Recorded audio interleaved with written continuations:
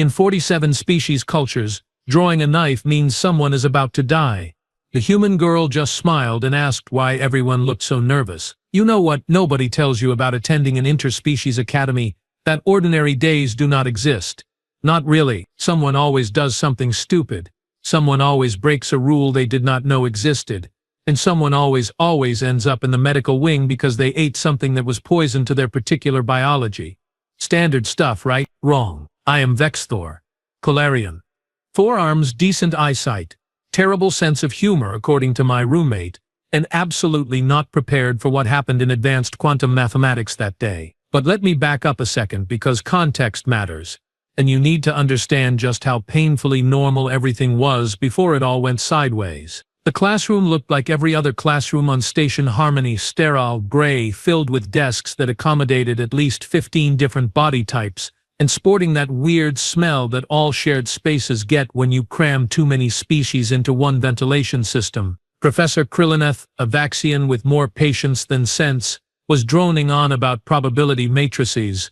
Honestly, I was not paying attention. Nobody was paying attention. This was 4th period on a station's standard Tuesday. We were all just trying to survive until lunch. To my left sat Jackson, a Thorian whose carapace kept clicking against his chair. Annoying, but what are you going to do? Behind me, I could hear the soft humming of Prilia, a sentient who hummed when she was nervous, which was always, so the humming never stopped. Ever. 3 rows up sat Corvin and his cluster of Drexian friends, passing notes and trying not to get caught. Standard classroom nonsense. Boring. Safe. Predictable. And then there was Riley Torres, human, female, sitting 2 desks to my right, slouched in her chair like she was melting into it. Hair tied up in something humans call a ponytail, completely focused on doodling in the margins of her datapad instead of taking notes. The doodles were pretty good, actually. Little ships and stars and what looked like some kind of earth creature with too many teeth. Creative. Weird.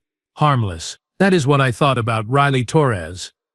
Harmless. Oh, how catastrophically wrong I was. See, humans had only been part of the galactic community for about 8 cycles. Still new, still figuring things out. Most species were cautious around them because, well, Earth had a reputation. Deathworld. Category 12. The kind of place where everything wants to kill you and somehow the dominant species not only survived but thrived. But Riley? She seemed fine. Quiet. Kept to herself mostly. Smiled a lot, which was unsettling because humans show their teeth when they are happy. But you get used to it. She never caused problems, never started fights, never did anything to make anyone nervous. She was just there. Background noise. Part of the classroom ecosystem. Professor Krylineth was gesturing at the holo display with 2 of his 6 tentacles, explaining something about wave function collapse that I should have been writing down but was not. Jax Morga's carapace clicked. Krylineth hummed. Someone in the back coughed, which turned into a weird whistle because their respiratory system was built different. Normal. Boring. Safe. I remember glancing at Riley right before it happened. She was smiling at her datapad, that little human smile that did not show teeth, the one that meant she was content, peaceful, even. Her posture screamed relaxation, 0 tension, 0 concern, just a student sitting in a classroom, waiting for class to end so she could go do whatever humans do during lunch break, probably eat something that would kill half the station's population. Everything was fine, everything was perfectly, completely, utterly fine. And then Thalkin stood up. Now Thalakin was a Kralix. Big species. Heavy worlders.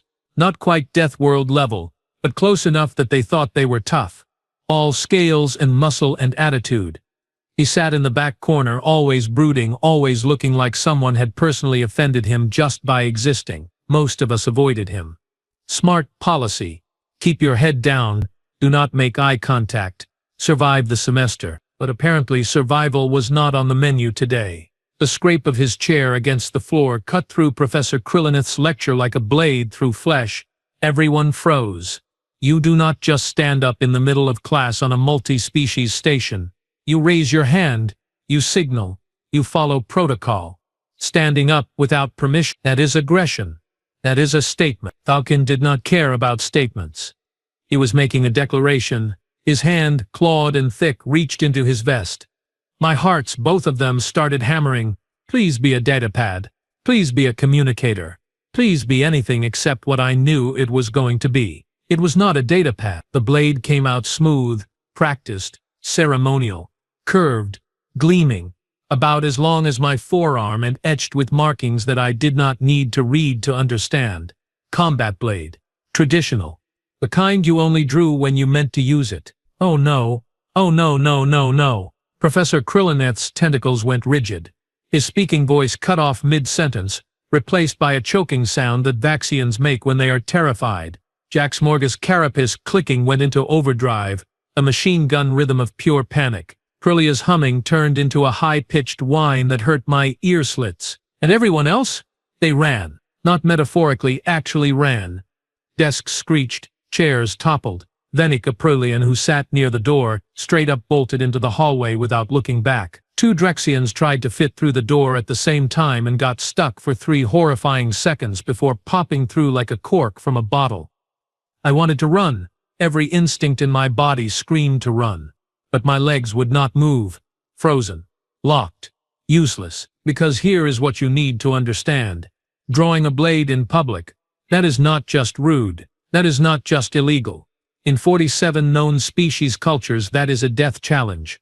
A formal, binding, absolutely no take-backs declaration that someone is about to die. You draw a blade. You use a blade. That is the rule. That is the law. That is how wars start. Thalken held it high, light glinting off the edge, and his eyes, those cold reptilian eyes, scanned the classroom. Looking for someone, hunting for a target. My brain was screaming. My body was betraying me. I could not move, could not breathe, could not think beyond the primal terror of sharp object equals death, equals run equals, why are my legs not working? And then, by the void, Thalken's eyes locked onto Riley. No, no, no, not the human. Anything but the human. Humans were new, humans were protected. Humans were supposed to be kept safe because if a human died on the station, the Earth government would lose their minds and possibly declare war, and none of us wanted that kind of galactic incident on our transcripts. But Thalken pointed the blade at her. Directly at her. The universal gesture of challenge, of threat, of intent to kill. I wanted to scream. I wanted to warn her. I wanted to do something, anything. Riley looked up from her datapad. She blinked once, twice, glanced at the knife, glanced at Thalken, glanced back at the knife, and smiled. Not a nervous smile, not a scared smile, not even a concerned smile. A smile that said she had just noticed something midly interesting, like someone had told a joke that was not quite funny enough to laugh at, but was worth acknowledging. She smiled at the death challenge like it was a minor interruption. What? The actual void. Thalken's chest inflated. His scales rippled with what I can only describe as smug satisfaction. He thought he had her. He thought the human was too stupid to understand what was happening.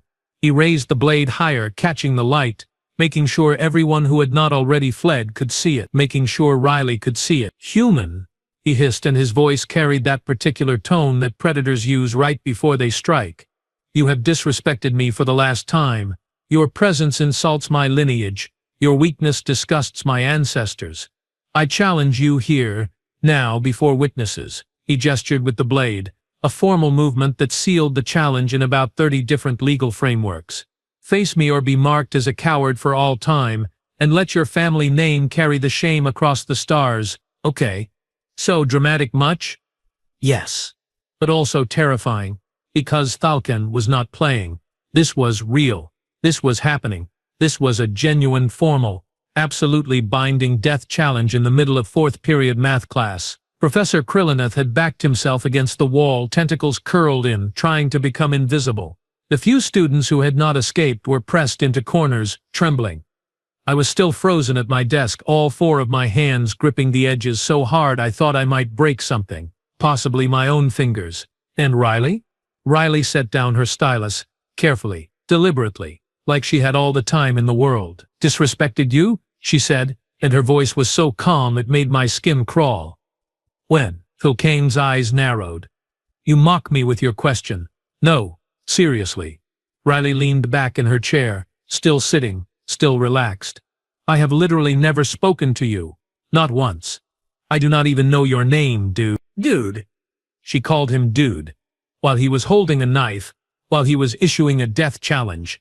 Dude, you sit in my presence and act as though I do not exist, Falcon snarled. You ignore my status. You dismiss my heritage. This is an insult that demands blood. Riley's eyebrows went up, just a little. So, let me get this straight. You are mad because I did not pay attention to you. She paused. That is the dumbest reason to stab someone I have heard all week. And trust me, I have heard some dumb reasons. My brain broke. Just stopped functioning. She was sassing him. The human was sassing the armed Kralix who had just issued a formal death challenge. This was not happening. This could not be happening. This violated every survival instinct known to sentient life. Falcon's scales flushed darker. Anger. Pure, unfiltered rage. You will show respect, or you will die. Riley stood up. Just stood up. Casual. Easy.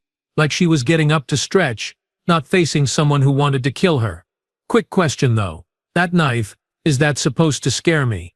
It is a ceremonial blade of the Kralix warrior caste, forged in the fires of... Cool story, Riley interrupted, and started walking toward him. Actually walking. Toward him. But see, here is the thing. I could not breathe. Nobody could breathe. Even Prelia's humming had stopped, which I did not think was biologically possible. Riley was walking toward the knife, toward certain death. Humans were supposed to be intelligent. This was not intelligent. This was suicide.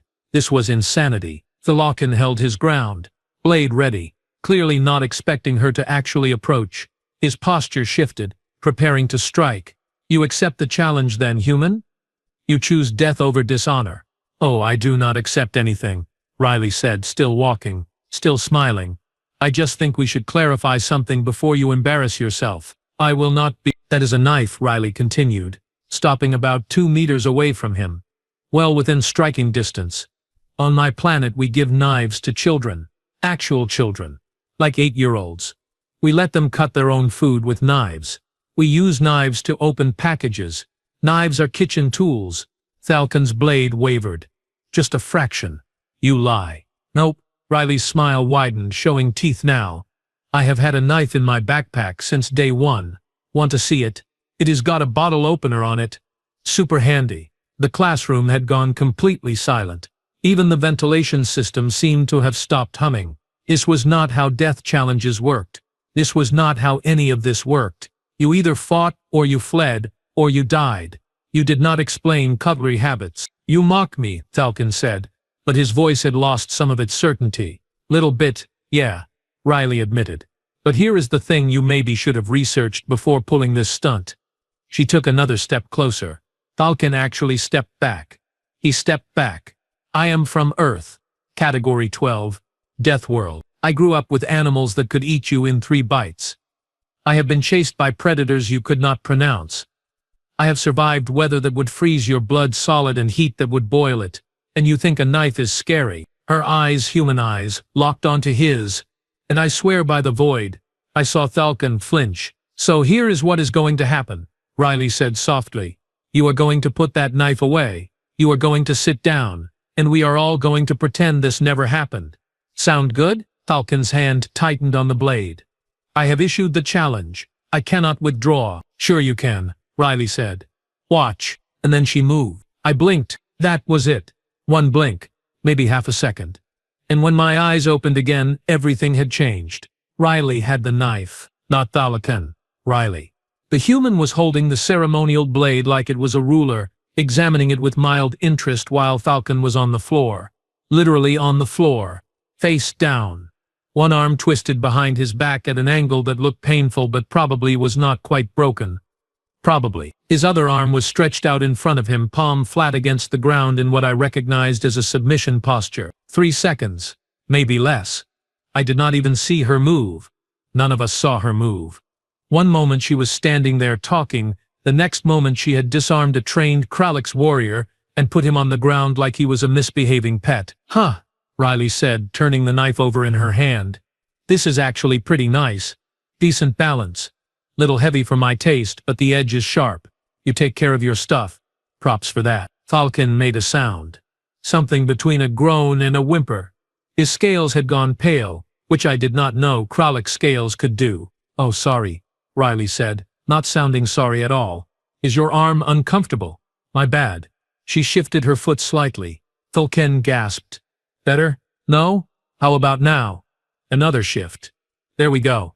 See, communication is important. You should have tried that before the whole knife thing." My brain was trying to process what had just happened and failing spectacularly. Humans were not supposed to be fighters. They were durable, sure, resilient, but not fast, not combat trained, not capable of taking down a Kralik's warrior in the time it takes to blink. That was not in any of the human information packets. That was not in the species briefings. That was not possible. So, Riley continued, still holding the knife, still standing over Thalken like this was a completely normal situation. "We learned something today. Anyone want to guess what it was?" Silence. Nobody was going to answer that. Nobody was capable of answering that. We were all too busy trying to restart our higher brain functions. "No guesses? Okay, I will tell you." She crouched down, bringing herself closer to Thalken's eye level. "The lesson is this. Do not threaten people with knives unless you are absolutely 100% certain they do not know 17 different ways to take it away from you. Because, spoiler alert, I know way more than 17. How?" Thalken managed to wheeze out. "How did you practice?" Riley said simply. "Lots and lots of practice. Earth is not a nice place, remember? We have to learn this stuff young. Self-defense classes start at age 6 where I am from. By 12 most kids can handle themselves in a fight. By 16 we are basically walking weapons. It is just how we survive." She paused. "Well, that and we invented pepper spray, and tasers, and guns. But those are not allowed on the station, so we make do with hand-to-hand." She stood up, still holding the knife, and looked around the classroom. Her eyes found Professor Kryleneth, who was still pressed against the wall. "Sorry about the disruption, Professor. I will take this to security. We can resume the lesson on probability matrices, which, by the way, I was actually paying attention to. The doodles helped me focus." The Professor Kryleneth's translator was struggling. Apparently, even technology could not process what had just happened. "Cool, thanks." Riley stepped over Thalken, who had not moved from his position on the floor, and started walking toward the door. That was when security burst in. 3 of them. Full tactical gear. Stun batons ready.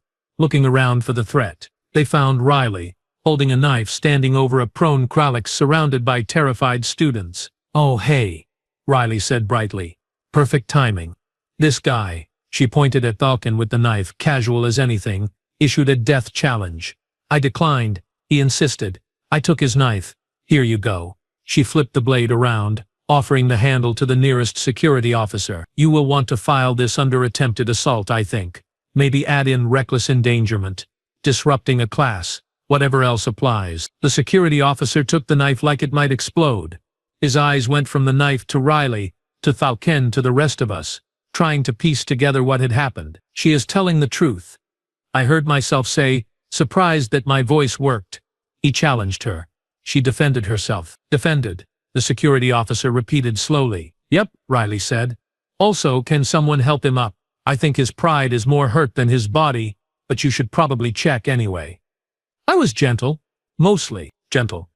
She called that gentle. What in the name of the void was rough? The security team moved in, 2 of them helping Thalken to his feet, while the third kept staring at Riley like she might suddenly sprout additional limbs, which, given what we had just witnessed, seemed entirely possible. Thalken was muttering something in his native language, but his translator had either shut off or given up.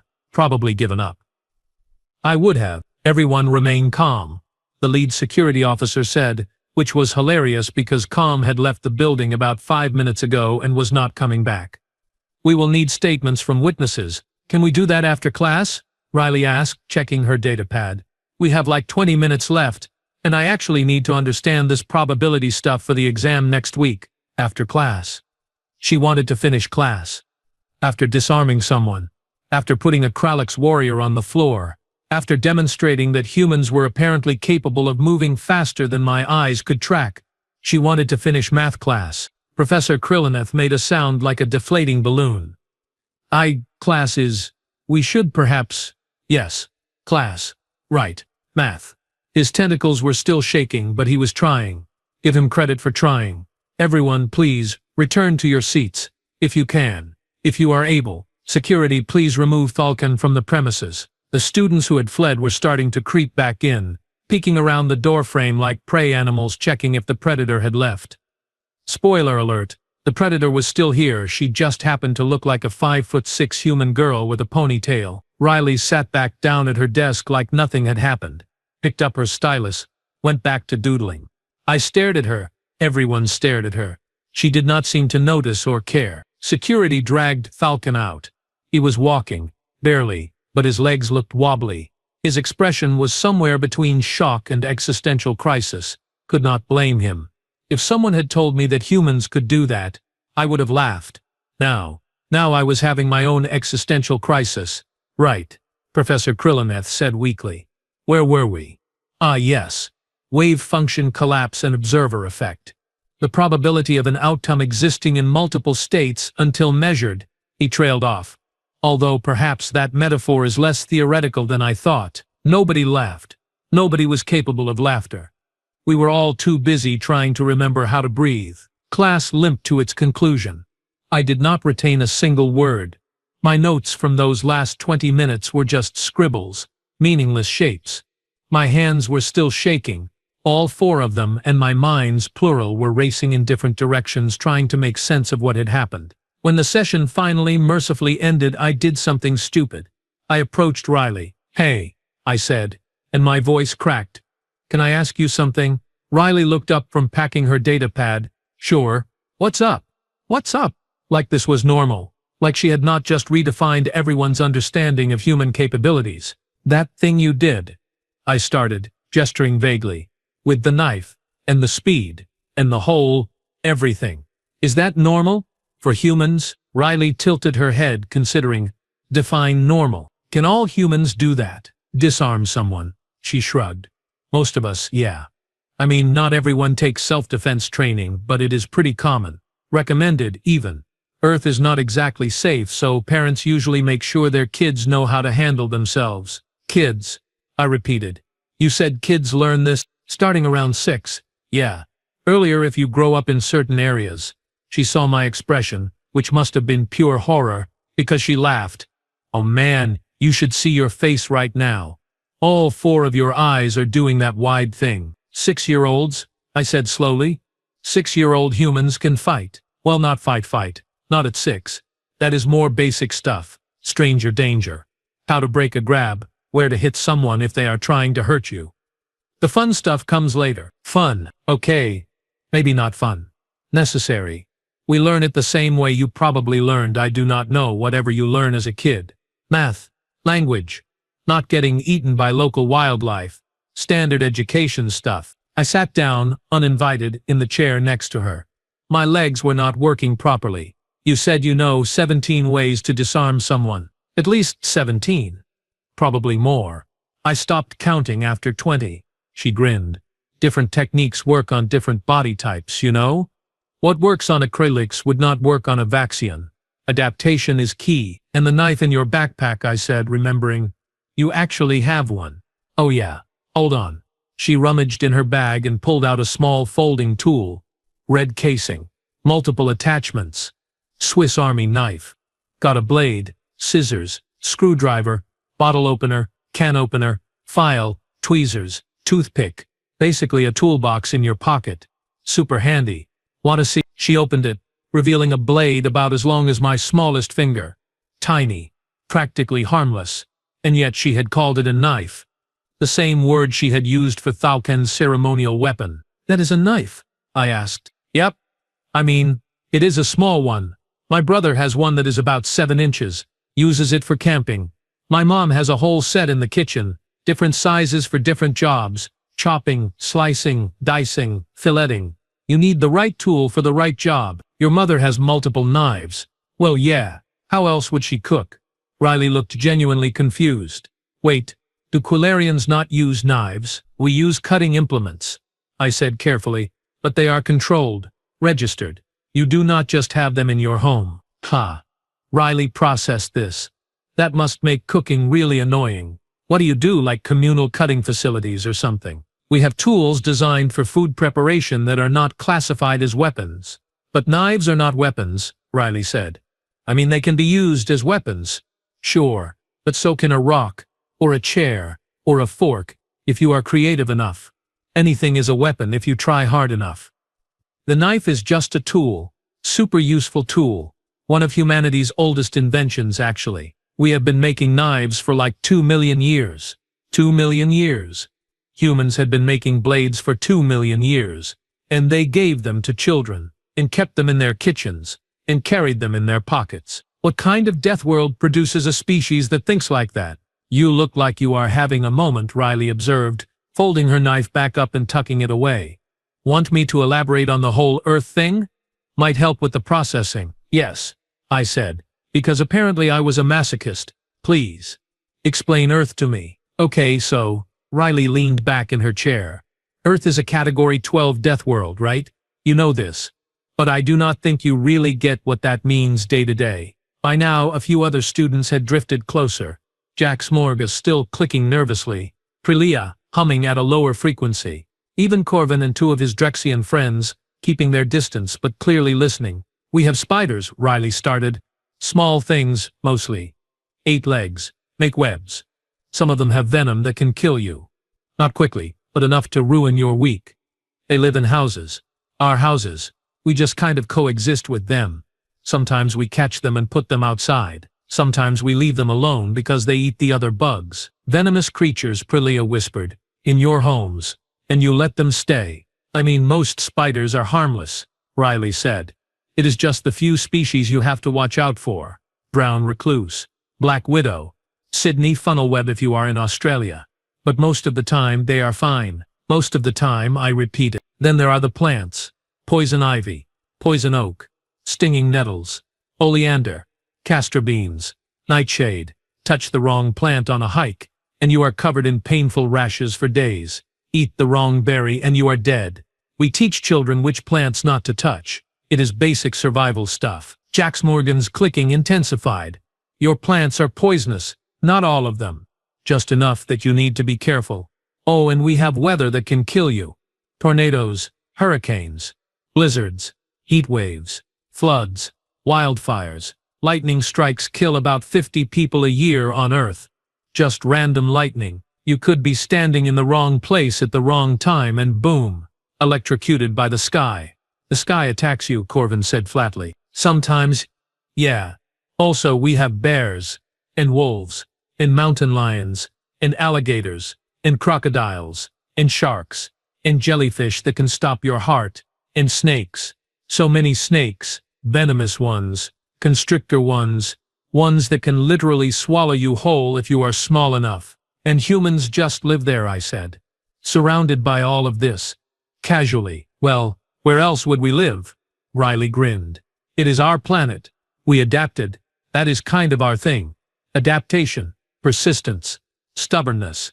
We are not the fastest species, not the strongest, not the most venomous, but we are the most persistent. We do not quit. Ever. You can knock us down and we get back up. Hurt us and we heal. Try to kill us and we just get angry and figure out how to kill you first. She said it so matter-of-factly. Like she was describing weather patterns. Not the most terrifying survival strategy I had ever heard. Humans hunted animals to extinction, Riley continued. Not because we were trying to, just because we were so good at hunting that we could not stop ourselves. We chased prey until they collapsed from exhaustion. Persistence hunting. We would just follow something for hours, days even, until it was too tired to run anymore. Then we would kill it. Eat it. Use every part of it. Nothing wasted. That is horrifying, Prilia said quietly. That is efficient, Riley corrected. And it gets better. Human endurance is insane compared to most species. We can run marathons, 26 miles, 42 kilometers. For fun. People do this for fun. Some humans run ultra-marathons, 50 miles, 100 miles. Because apparently 26 was not enough of a challenge. Why? Jack Smorm asked.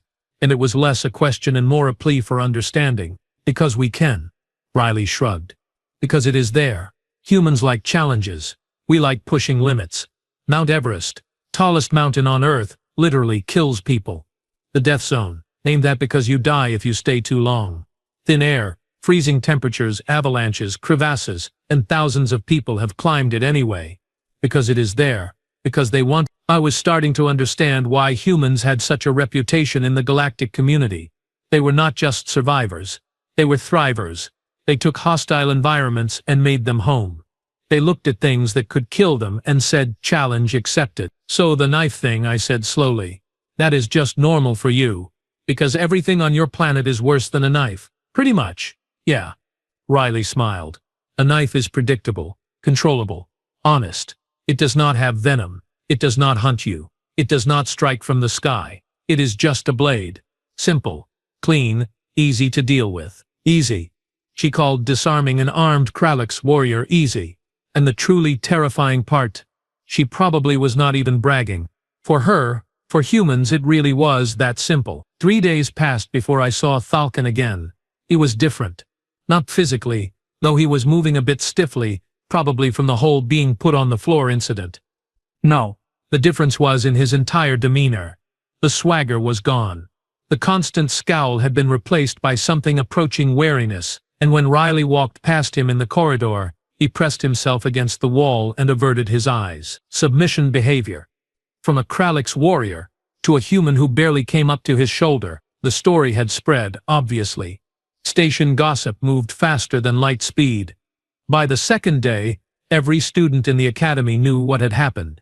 By the third day, everyone knew someone who had been there. The details got wilder with each retelling. Some versions had Riley moving so fast she turned invisible. Others claimed she had psychic powers. One particularly creative version suggested she had actually killed Thalcon, and what we were seeing now was a replacement clone. None of the versions were as terrifying as the truth. She had just been fast, and trained, and completely utterly casual about the whole thing. The human population at the academy was small. Maybe 30 students out of 2,000. Before the incident they had blended in. Unremarkable, friendly enough. Now they got space. Lots of space. Students would cross to the other side of the hallway when they saw a human coming, not out of rudeness. Out of respect. The kind of respect you give to something that could absolutely destroy you but chooses not to. I watched it happen in real time. Venik, the Prelian who had fled the classroom, now nodded nervously whenever he passed a human. The Drexian group that used to take up the entire walkway now moved aside. Even Professor Krillineth, in our next class, asked Riley if she was comfortable with her seating position. Asked her, like she was visiting royalty instead of a student who had doodled through most of his lectures. Riley, for her part, seemed completely oblivious to the shift. She still showed up to class with her data pad and her little toolbox knife. Still doodled in the margins. Still asked questions about the material with genuine curiosity. Still smiled that human smile that we all now understood was not a threat display but somehow felt more threatening anyway. I found myself watching her more than I probably should have. Not out of fear, exactly. More like morbid fascination. She would stretch in her chair and I would notice the way her muscles moved. Efficient. Controlled. She would reach for her bag and I would track the speed of the movement. Fast. Faster than it should be. She would laugh at something on her data pad and I would see her teeth. Flat teeth. Mostly. Except for those 4 sharper ones. Omnivore teeth. Predator and prey both. Deathworlder teeth. You are staring again, she said one day after class, catching me completely off guard. Sorry, I said automatically. I was just thinking about how humans are terrifying apex predators who could probably snap you in half. She said it with a grin, joking. Except it was not really a joke because she probably could snap me in half, something like that, I admitted. Yeah, you are not the first person to have that realization this week. She slung her bag over her shoulder. For what it is worth, we are not actually that scary. We just seem scary because your frame of reference is different. On Earth, I am completely average, probably below average in some areas. I cannot even run a 6-minute mile. A 6-minute mile. She said that like it was slow, like it was something to be embarrassed about. My top speed was maybe half that, and I would need medical attention afterward. Riley, I said carefully, I think the problem is not that we think you are scary. The problem is that you do not think you are scary, and that might be the scariest part. She paused. Considered this. Shrugged. Huh, fair point. Want to grab lunch? The cafeteria is serving something that is supposed to be noodles. I am like 60% sure it will not kill me. Only 60%, and she was going to eat it anyway. Because of course she was. I followed her to the cafeteria, keeping a respectful distance. Not because I was afraid. Well, not entirely because I was afraid. More because I had learned something important over the past few days. Something that every species in the galaxy should probably know. Something that should be written in big letters on every human information packet at every spaceport and station. Humans are not malicious. They are not cruel. They are not looking for fights. They are actually quite pleasant once you get to know them. They will share their food. They will help you with your homework. They will make jokes and laugh and be genuinely kind. But they are from Earth. Category 12, Deathworld. Where everything wants to kill them and they learn to kill back. Where they gave knives to children and taught them 17 ways to disarm an attacker before they hit puberty. Where they ran for fun and climbed mountains that killed them and looked at venomous spiders and said, sure, you can live in my house. They are nice. Right up until they are not. And when they are not, it happens so fast you will not even see it coming. So here is my advice. Free of charge. Learn the hard way through observation and mild trauma. If you ever find yourself in a room with a human, be polite, be respectful, be kind, and for the love of all that is sacred in the void of space, do not ever, under any circumstances, no matter how tough you think you are or how much honor demands it, do not ever pull a knife on them, because they will smile. They will take it away from you, and they will do it so casually, so effortlessly, so completely without concern, that you will spend the rest of your life wondering what else they are capable of. And trust me, you do not want to know. Some questions are better left unanswered. Some mysteries are better left unexplored. Some species are better left unthreatened. Humans are definitely one of them. Humanity wasn't dangerous because it sought conflict. It was dangerous because it had learned how to survive anything that found it.